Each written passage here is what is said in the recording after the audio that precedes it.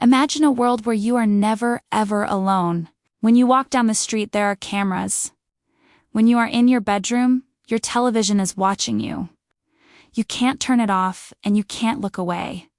Even worse, if you make a funny face or sigh because you are sad, the police will come and take you away.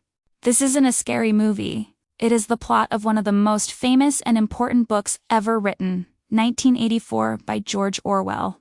Written decades ago, this story invented words we use every single day, like Big Brother and Thought Police. Today, we are going to break down the terrifyingly brilliant ideas inside this masterpiece and see why a book written in the past perfectly predicted the dangers of our modern digital future. To understand the story, we have to look at its world. In the book, the Earth has been broken into 3 giant super countries. The main character, a man named Winston, lives in a super country called Oceania. Oceania is ruled by a government simply called the Party.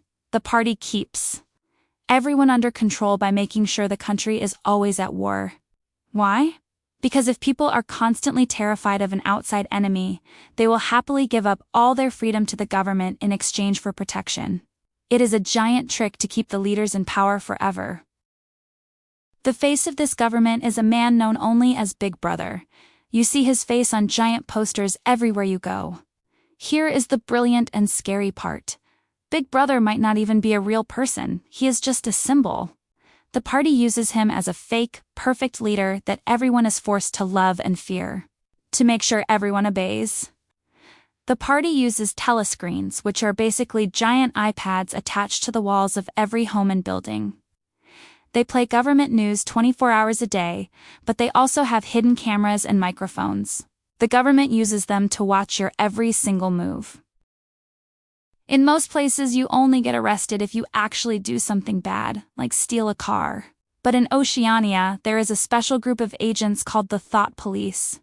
The Thought Police don't care about what you do, they care about what you think. If you even have a bad thought about the government, or if you feel angry, or even if you fall in love without permission, it is considered a thought crime.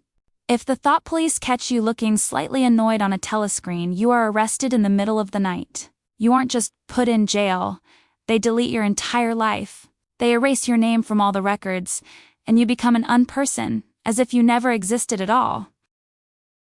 How does the government stop people from having bad thoughts? They use a genius, evil trick. They shrink the dictionary. The Party created a new language called Newspeak. Their goal is to completely remove words from the English language. Let's make this radically simple. If you want to tell someone you are unhappy, but the government has deleted the words sad, angry, and depressed from the dictionary, how can you express your feelings? You can't.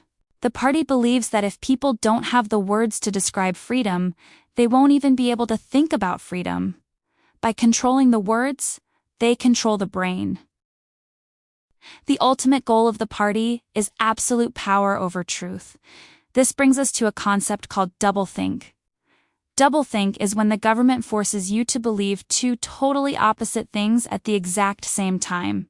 The most famous example in the book is the math problem 2 plus 2. The Party tells the citizens that 2 plus 2 equals 5.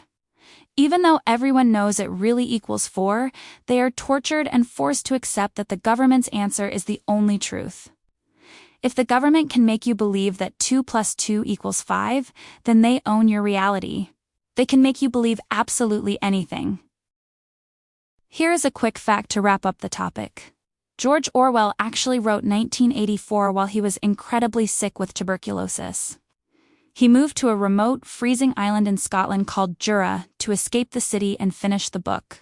He was dying as he wrote it, typing frantically in bed because he felt an urgent, desperate need to warn the world about the dangers of giving governments too much power. He finished the masterpiece in 1948, flipped the last 2 numbers of the year, published 1984 just months before he passed away. Today, we don't have a giant dictator forcing us to put cameras in our living rooms. Instead, we bought the cameras ourselves and keep them in our pockets. 1984 is more important now than ever before. While we aren't ruled by the thought police, large technology companies and governments constantly track where we go, what we buy, and what we say online. Orwell's masterpiece isn't just a scary story. It is a permanent warning.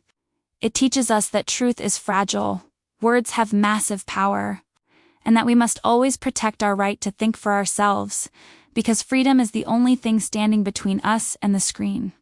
Thank you for watching. We will see you in the next video.